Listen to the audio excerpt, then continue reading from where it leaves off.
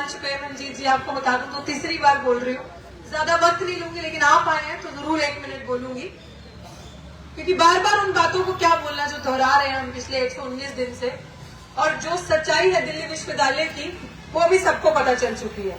आज प्राचा साहब, शायद आप नहीं जानते उन चेहरों को, आज बड़े बड़े चेहरे यहाँ पे आपको कवर करने के लिए, सर को कवर करने के लिए, आपका कॉम्बिनेशन देखने के लिए, जो हमारा मैसेज डायरेक्ट सरकार तक जाएगा। तो वो सारे सरकारी लोग भी आ चुके हैं कवर करने के लिए। मेरी आंखों के सीसीटीवी कैमरा में सारे कैद हैं, तो बहुत ही अच्छी बात है। अच्छे से वीडियो बना के लेके जाना, HD में क्लैरिटी पूरी होनी चाहिए जो हम बोल रहे हैं। तो मैं ये बताना चाहती हूँ यहाँ से कि अभी राहुल जी ने एक बात कही कि भीम शेरनी समाज की बेटी, मैं ज्यादा बात नहीं करूंगी। क्या मुझे ये समाज बता सकता है कि ये बेटी भारत की बेटी कब बनेगी? ये बेटी भारत की बेटी कब बनेगी? क्योंकि आज यहाँ पे 119 दिन से जो लोग आए वो मेरे ही समाज के आए, जिनको दर्द था वही उठ उठ के आए। मेरा समाज जब भी किसी का दर्द देखता है तो लाइन में सबसे पहले खड़ा होता है, चाहे झंडा उठाने के लिए, चाहे डंडा खाने के लिए, चाहे पर्चों के लिए। I am so proud of it. देखो, आपके बच्चे जब बोलते हैं ना, आपके बच्चे जब बाहर निकलते हैं, साहसी बनते हैं, और जिनके लिए बाबा साहब ने सबसे ज्यादा संघर्ष किया, महिलाओं के लिए खासकर, जब वो उस चीज से निकल के आके थोड़ी बहुत, मैं नहीं कहती कि मैंने बहुत उपलब्धि हासिल कर लिया, लेकिन जब मेरे जैसा बात रखते हैं, बनते हैं, दूसरों की बात करते हैं, तब हम इनके शिकार पे आ जाते हैं, इनके टारगेट पे आ जाते हैं। तब ये समझ लेते हैं कि अगर इनको नहीं काटा, इनकी जुबान नहीं बंद कराई, ये जो अम्बेडकर की बात करते हैं, संविधान को बचाने की बात करते हैं और बाबा साहब की आइडियोलॉजी को घर घर पहुंचाने की बात करते हैं, तो सब इनके जैसे हो जाएंगे। पहला नंबर इनको काटो। तो ये एग्जाम्पल आपको देने की क्यों जरूरत है? हाल ही में आपने देखा एक और साथी को दिल्ली विश्वविद्यालय से निकाला, सिर्फ दलितों का नहीं, OBC जो पूरा बहुजन समाज है, जिसमें मिनोरिटी भी आ गया, सब खतरे में है, सब खतरे में है। और अब आज नंबर मेरा है, अगला नंबर आपका है, ये ध्यान रखना। आप जो नहीं आ रहे, जो चुप है, अगला नंबर आपका है और आ भी चुका है। तो मैं आपको ये चीज बताना चाह रही हूँ यहाँ से कि मैं बहुत सारे आंदोलन में गई। अब हमारी CV जो है ना, वो ये CV नहीं है कि आपने कितनी किताबें लिखी, कितना पढ़ा लिखा, क्योंकि अभी तो हमें मोदी जी ने टाइटल दे दिया आंदोलन जीवी का। हम तो आंदोलनकारी हैं, लेकिन उन्होंने कहा आंदोलन जीवी।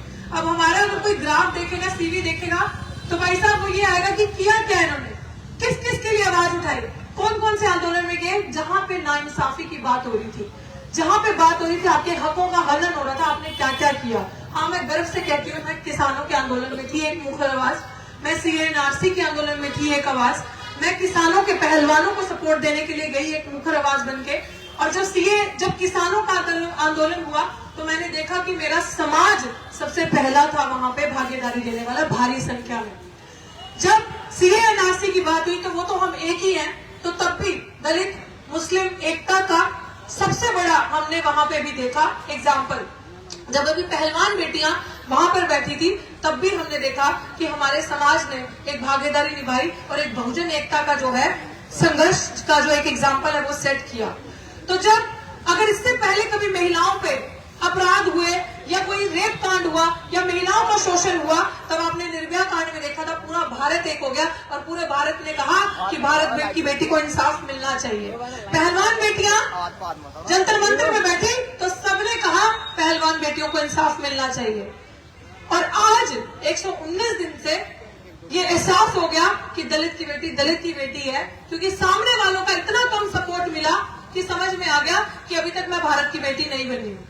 मुझे समझ में ये चीज आ गई कि ये सफर पता नहीं कितना लंबा है। ये दर्द है मेरा जो आज बोल रहा है कि दलित की बेटी भारत की बेटी कब बनेगी, उनके लिए एक सामान्य लड़ाई कब लड़ी जाएगी, उनके लिए निकल के कब लोग आएंगे। मैं इसलिए अपना दर्द बयां कर रही हूँ कि मुझसे, मेरे अंदर बहुत हिम्मत है। मुझे अगर ये 118 नंबर ये ट्रिपल डिजिट 4 डिजिट्स में भी कन्वर्ट हो गया, तब भी मैं आपको यहाँ बैठी मिलूंगी। मेरा जज्बा, मेरी हिम्मत जो पहले दिन थी वही आज भी है और आने वाले दिनों में भी रहेगी। मुझसे मत पूछो कि ये कब खत्म होगा, ये सवाल उनसे करो कि काश मेरा समाज और बाकी लोग जो खाली वोटों की राजनीति करने के लिए दलित एकता का डंका बजाते हैं, दलितों के घर खाना खाते हैं, दलितों के घर आके एहसास होता है उनको, वोटों के पहले लाइनें लगाते हैं, नंबर लगाते हैं, उनसे पूछो और समाज के नेताओं से पूछो कि ये 3 डिजिट कब कम होंगे। ये 119 दिन, शायद 19 भी नहीं, शायद 9 दिन ही रह जाते अगर समाज सारा एक आ जाता। क्योंकि आपकी बेटी ने जीते जी गुहार लगाई थी कि मेरे साथ जीते जी जातिगत भेदभाव हो रहा है, मैं उसका शिकार हो रही हूँ, आओ मेरा साथ दो, आओ मेरे साथ खड़े हो जाओ। तो मुझे इस आंदोलन के 119 दिन चलते ये एहसास हुआ कि समाज एक है, नेता एक नहीं है। नेता जो हमारे कुर्सियों पे बैठे वो एक नहीं है। अब वक्त आ गया है सवाल करने का।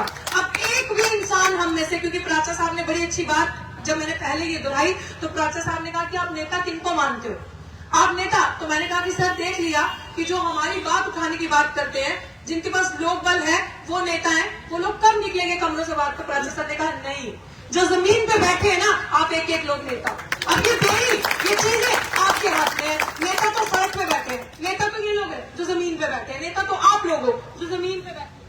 तो नेता ये लोग हैं। अब सड़क से संसद तक का रास्ता वहां कैसे घेराव करना, कैसे अपनी बातें मनवानी की ये जनता तय करेगी। क्योंकि राजा को बनाने वाली प्रजा होती है और प्रजा लोकतंत्र में सबसे मजबूत होती है, वो हम करके दिखाएंगे। और मैं ज्यादा बातें नहीं करूंगी, मैं चाहती हूँ कि जो मंच पे अगले स्पीकर आए वो मेरी पीड़ा सुनी, सारी चीजें सुनी। मुझे भी इंतजार रहेगा भारत की बेटी बनने का, मैं इंतजार करूंगी कि वो दिन कब आएगा।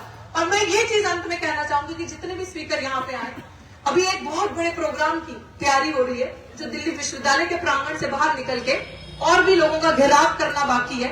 वो मैसिव लेवल पे होगा। हमारी मीटिंग चल रही है, स्टेट वाइज मीटिंग चल रही है, जिलों में मीटिंग चल रही है। मैं आपको उसकी प्रॉपर प्रेस कॉन्फ्रेंस करके आगे की रणनीति बताई जाएगी। लेकिन मैं चाहती हूँ मंजीत भाई, आप जितनी ताकत से आज आए हैं, मैं चाहती हूँ तब जब, क्योंकि अभी तक पानी यहाँ पे है इनके गर्दन तक, तो इनको लग रहा है सांस आ रही है। They are testing our patience. उनको लग रहा है कि देखते हैं कितने दिन तक ये लोग उछलेंगे। वो वक्त आ चुका है जब इनको अपनी संख्या बल से और अपनी ताकत से हम बताएंगे कि अम्बेडकरवादी क्या क्या कर सकते हैं और नीले झंडे की ताकत क्या है। और मैं अपने बीच में बैठे मंत्री जी जो पहले दिन से पूरा समर्थन उनका रहा है, एडवोकेट राजेंद्र पाल गौतम जी का पूरे तरीके से। कुछ लोगों को लगा कि उनसे चालाकी करके हम छीन लेते हैं पद और वो उनको खत्म कर दिया जाएगा। आप इंसान को खत्म कर सकते हो, व्यक्ति को, उसके आइडियाज को खत्म नहीं कर सकते। अगर बाबा साहब आज इस दुनिया में नहीं है, अमर है, तो क्या उनके आइडियाज खत्म हुए? उनके आइडियाज आपको हमारे अंदर नजर आएंगे और ये आइडियाज की कोई जुबान नहीं होती, ये कभी खत्म नहीं होगी। शुक्रिया सर आपका। अगले प्रोग्राम की जो तैयारी है सर आपके साथ साझा किया जाएगा। अब वो वक्त आ गया कि सर पानी का लेवल यहाँ तक लेके जाने का। आई एम बिलीव कि हम वो यहाँ तक आए तो वो भी करके दिखाएंगे। और इसी के साथ आप सबका, एक एक इंसान का, बड़े बुजुर्ग छोटे जितने भी यहाँ आए हैं, आपका शुक्रिया। आपके हाथों में अब ये कि जिस तरीके से रोहित वेमुला गए थे तो हमने सारा इकट्ठे हुए तो बहुत सारे लोग राजनीति करने के लिए आए और बोला रोहित तुझे इंसाफ हम दिलवाएंगे, रोहित पायल गई तो इंसाफ हम दिलवाएंगे, जम्मू यूनिवर्सिटी के चंद्रशेखर गए इंसाफ हम दिलवाएंगे। आगे फिर उसके बाद अभी आईआईटी में आयुष और अनिल कुमार, ये इंस्टीट्यूशनल मर्डर्स, जब आपके बच्चे अच्छे पढ़ते लिखते हैं तो उनको मेंटली इतना हरास कर देते हैं कि वो सबसे पहले आत्महत्या करते हैं या उनसे मर्डर्स, इंस्टीट्यूशनल मर्डर्स करवाए जाते हैं। अब प्लीज ठान लो ये चीज।